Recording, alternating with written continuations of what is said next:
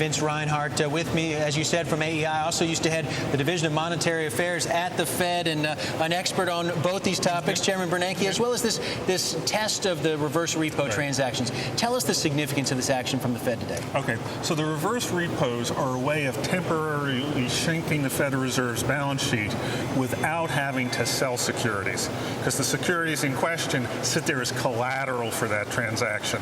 Why does the Fed care about that? Because when it starts tightening policy, it'll probably have to suffer losses on its outstanding portfolio. And in this political environment, it doesn't want to post losses. So if it could do it by temporary transactions, it can postpone the day of reckoning. Does this in any way signal to you that the Fed's any closer to an exit strategy? They've been careful to say, listen, these are just tests. It doesn't suggest a timeline, but does it? I don't think so. And I think that the basic logic is they believe the more you talk about the exit, the more you reassure everybody you got a way out, the more flexibility you have it right now, because investors won't be worried that the Fed won't exit. They know how to do it. They've tested it. They can do it.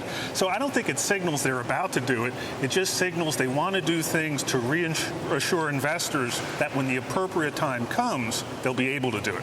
All right, let me ask you about the other story of the day. As the Fed's continuing its business, its chairman is trying to make sure he remains chairman. Ben Bernanke on the Hill today, his confirmation hearing. We heard from Senator Bernie Sanders a short time ago. He's opposing that confirmation, says he's going to try and block it on the Senate floor. Do you think there's any real prospect that Ben Bernanke is not going to be Fed chairman into next year? The bottom line is there's nobody feeling strongly enough not to want him to be chairman for two reasons. One is they worry what would happen in markets if this failed. And second, it's not really obvious who the second choice would be. And sometimes you can't beat something with nothing.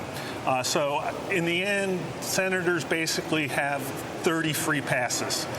They can vote no, signaling mistrust, but when the time comes, enough of them will vote yes to make sure this goes along. And you think that's the right vote? You've had some criticism of Ben Bernanke, but do you think he deserves it?